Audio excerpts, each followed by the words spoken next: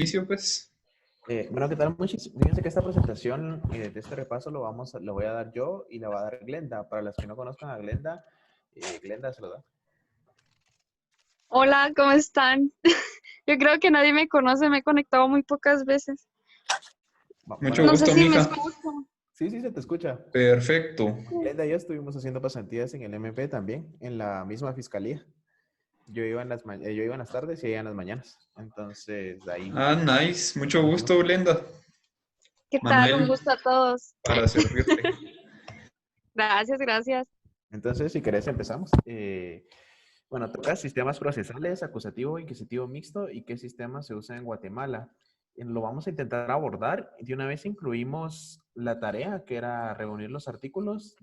Bueno, primero vamos a empezar con el acusativo, luego vamos a empezar brevemente el inquisitivo, o también brevemente el mixto, y después en la parte de qué sistemas se usan en Guatemala, casi de último, bueno, literalmente de último, están los artículos que todavía están como rezagados del sistema inquisitivo o vigentes en nuestra legislación.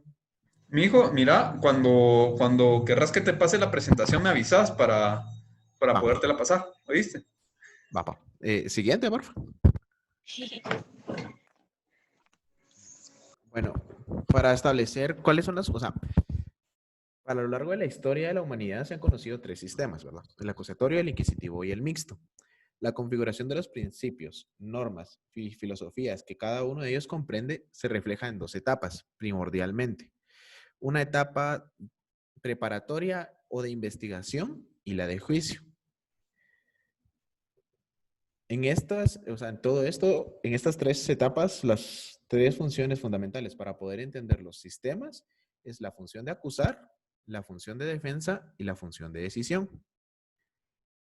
Si se imputa a una persona la comisión de un delito, alguien tiene que hacer la imputación, así como también alguien tiene que defender y contradecir la imputación y alguien más tiene que estar para resolver la situación del imputado, condenándolo o absolviéndolo.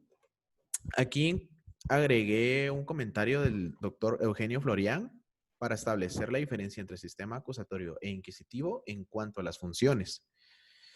Y este dice que si las tres funciones anteriores están concentradas en una misma persona, se tendrá el proceso inquisitivo. Por el contrario, si cada una de estas funciones es ejercida por diferentes personas, estaremos frente al proceso acusatorio. En el primero es un proceso unilateral de un juez con actividad multiforme, es decir, que el juez ocupa la función de acusar, la función de decisión y la función de defensa. Y el segundo se da un proceso de partes, es decir, función de acusar una parte, función de defensa otra y función de decisión otra parte. Siguiente, por favor.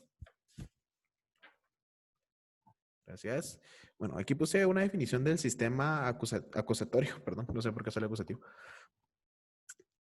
que me pareció bastante acertada. Es el sistema procesal que concibe al juez como un sujeto completamente separado de las partes. Rígidamente pasivo, toma el juicio como una contienda entre iguales que inicia con la acusación, a este compete la carga de la prueba y se enfrenta a la defensa en un juicio contradictorio, oral y público, el cual se resuelve por el juez según la libre convicción. Bueno, siguiente, por favor.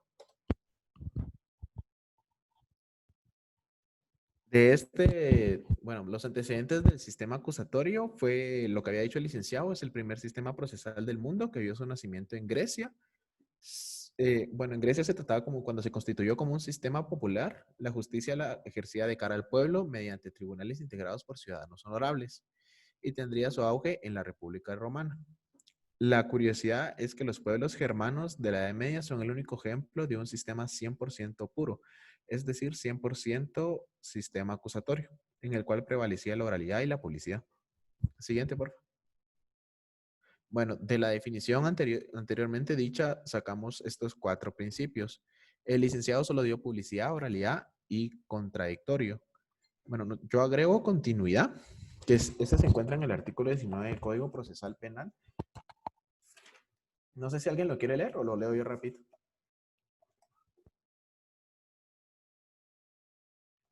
El 12. El 19. 19, ahorita te lo leo. Ajá. Ahorita te lo leo, permíteme. Creo que salía más rápido que tú lo buscaras, pero lo voy a leer.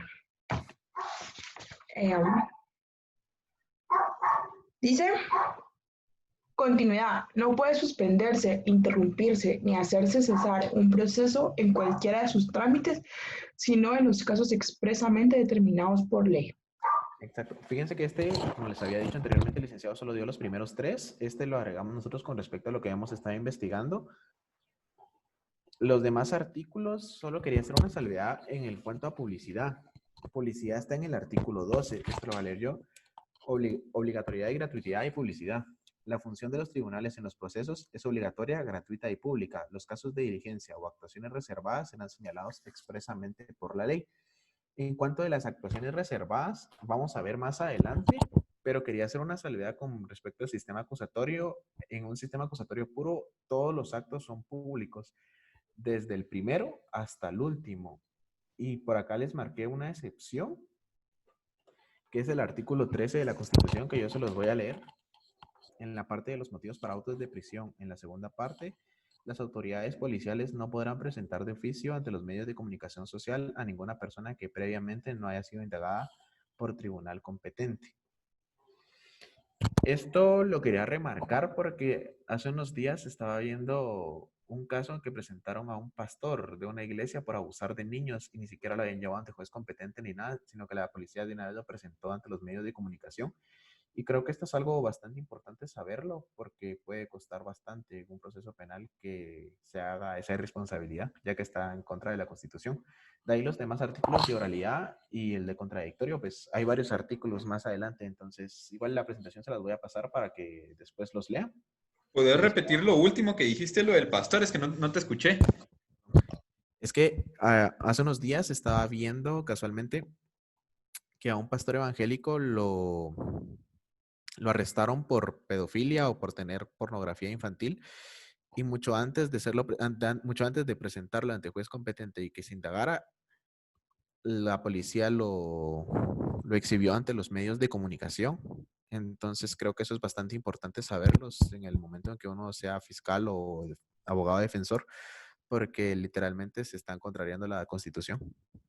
Aquí invitó a Entonces, quería remarcar esa excepción. Y con respecto a los demás artículos, la verdad es que hay bastantes a lo largo de todo el repaso, entonces creo que sí hay algunos que sí los vamos a tener que leer nosotros por aparte. Igual la presentación ya se los mandé. Entonces, el siguiente, por favor.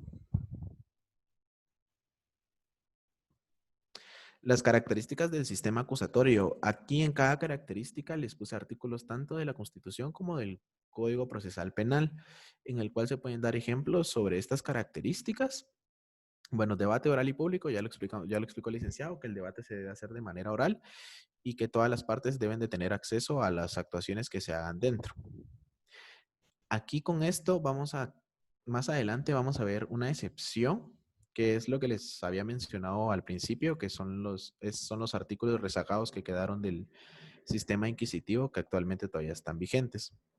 Bueno, sistema de jurados, eso no existe en Guatemala.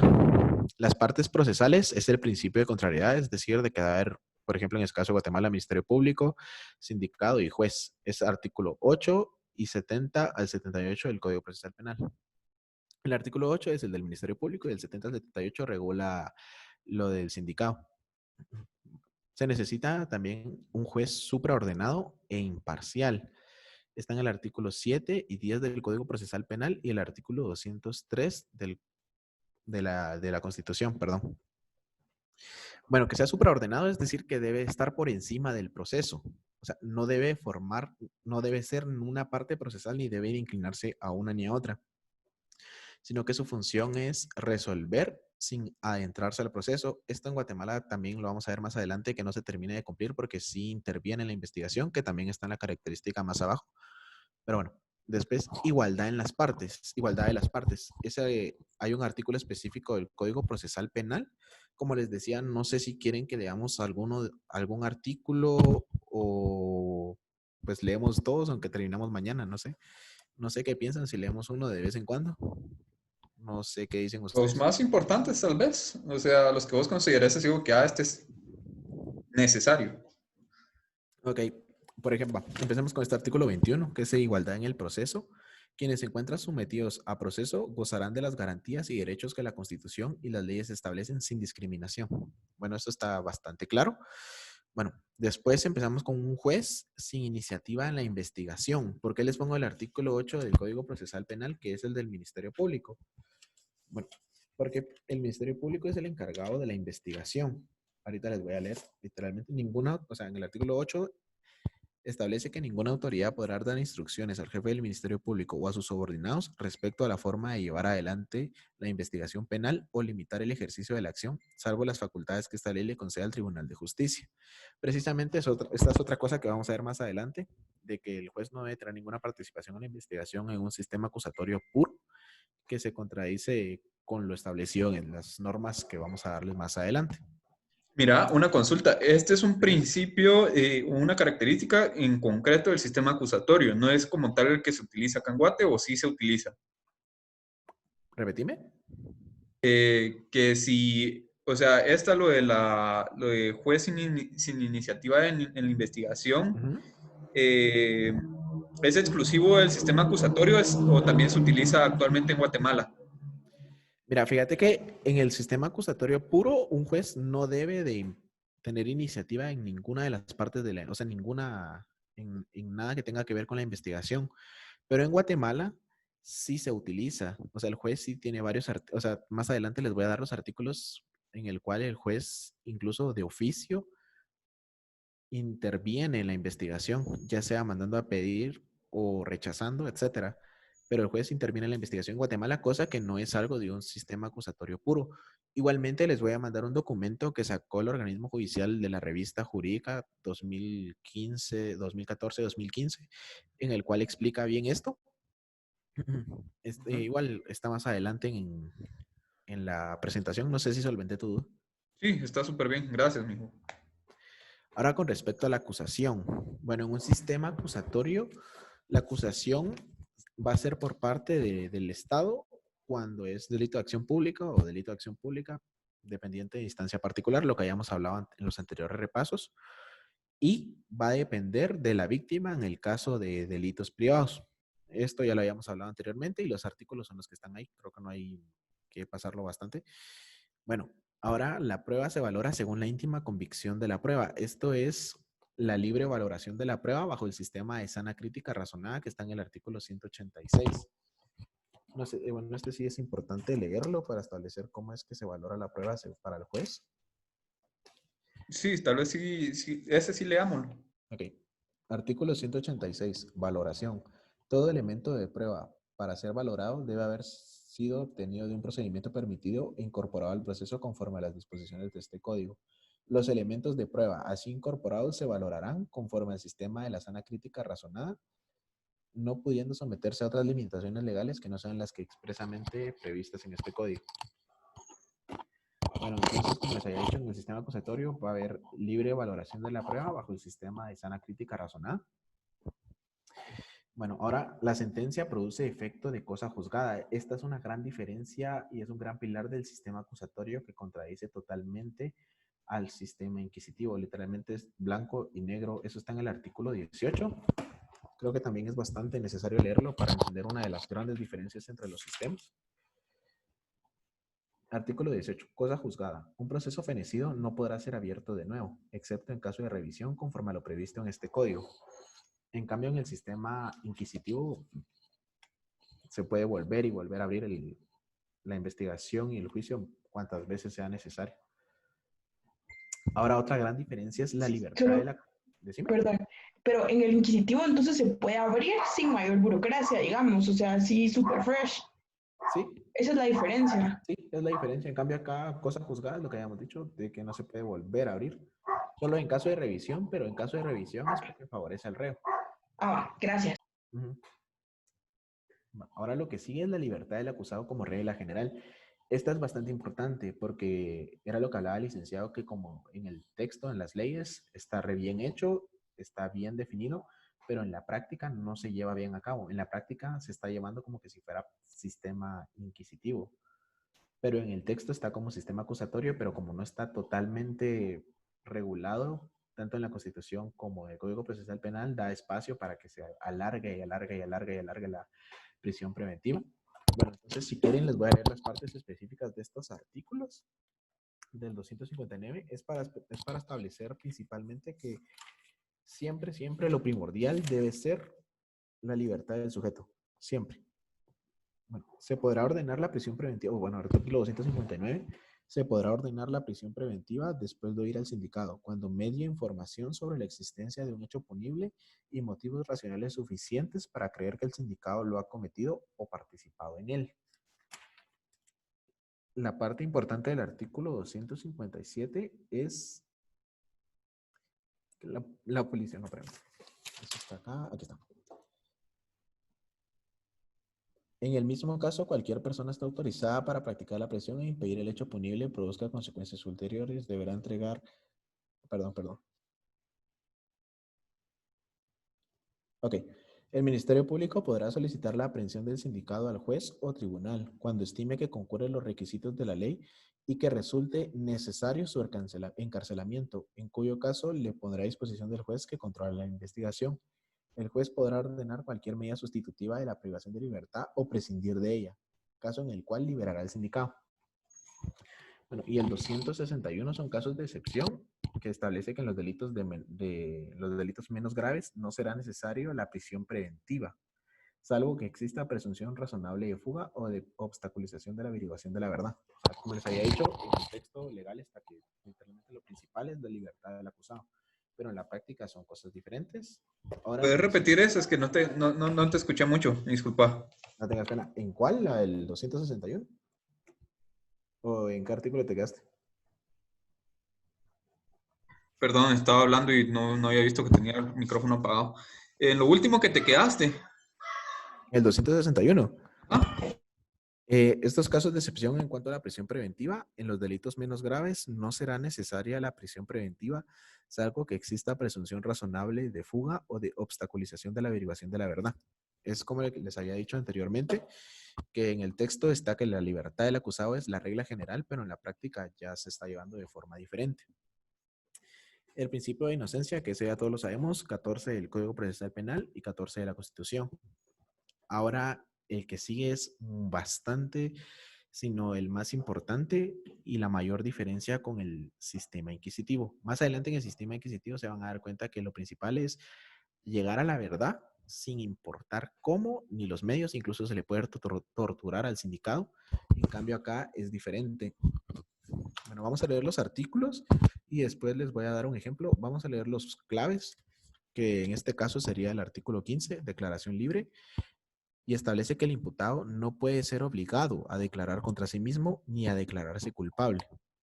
El Ministerio Público, el juez o el tribunal le advertirá clara y precisamente qué puede responder o no con toda libertad a las preguntas, haciéndolo constar en las diligencias respectivas.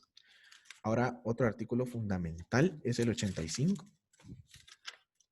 que es métodos prohibidos para la declaración, y establece que el sindicado no será protestado, sino simplemente amonestado para decir la verdad, no será sometido a ninguna clase de coacción, amenaza o promesa, salvo en las prevenciones expresamente autorizadas por la ley penal o procesal. Tampoco se usará medio alguno para obligarlo, inducirlo o determinarlo a declarar su voluntad, ni se le harán cargos o reconvenciones tendientes a obtener su confesión. Bueno, un ejemplo perfecto de esto es que no sé si ustedes en las películas, bueno, creo que se mira, de que cuando arrestan a alguien le dicen todo lo que diga podrá ser usado en su contra un tribunal. En nuestro sistema es al revés. O sea, literalmente puede ser, usted puede decir lo que se le ronque la gana, que no le va a importar. No le importa al juez porque usted no se puede autoincriminar ni va a ser de valor probatorio lo que usted diga. Un ejemplo de esto es un caso en el que un niño de 17 años estaba con su novia, agarró la pistola de su papá para impresionar, se le activó por accidente, la bala salió por la ventana y le impactó a alguien que iba caminando afuera. Tiempo después llegó el papá y se dio cuenta de lo que había hecho el hijo. Entonces llegó la policía y el papá se echó la culpa de que él era el que estaba limpiando su pistola y se le activó. Entonces eso fue, precisamente eso fue lo que declaró, eso fue lo que lo declaró cuando lo llevaron a su primera declaración, literalmente confesando el delito de que él había sido y que esas fueron las circunstancias en lo que se había hecho. Posteriormente, como lo que hayamos leído en este artículo, no, o sea, cuando él declaró no era suficiente. Lo ligaron a proceso por la persona que haya fallecido, obviamente, pero el Ministerio Público no se detuvo ahí en la investigación, sino que tuvieron que seguir investigando porque en que él confiese no se va a tomar en cuenta en el proceso, no se termina ahí el proceso, sino que sigue. Entonces el Ministerio Público empezó a investigar y se dieron cuenta que la llamada que habían hecho avisando del disparo había sido antes de que él llegara al condominio porque habían revisado las cámaras. Entonces, este es el mejor ejemplo y la mejor, bueno, la gran diferencia entre el acusatorio y el inquisitivo. En el inquisitivo, el papá hubiera dicho eso y se acabó. Ahí él es el culpable y de una vez sentencia. En cambio, en el acusatorio, ¿no? Se tiene que seguir investigando porque no se puede, o sea, ¿y en qué se basa esto? En que, por ejemplo, como no se puede ser protestado, no hay nada que le obligue al sindicato a decir la verdad. Y como ya habíamos visto anteriormente en los objetivos de la investigación, es llegar a la verdad, es cierto, es llegar a la verdad, pero a través de medios legales. Entonces esa es la gran diferencia y el ejemplo que les tenía preparado. Siguiente, por favor. Mi No hijo, sé si solo usted... fíjate que ya solo hace faltan 2 minutos para terminar esto, entonces vuélvanse a meter, porfa.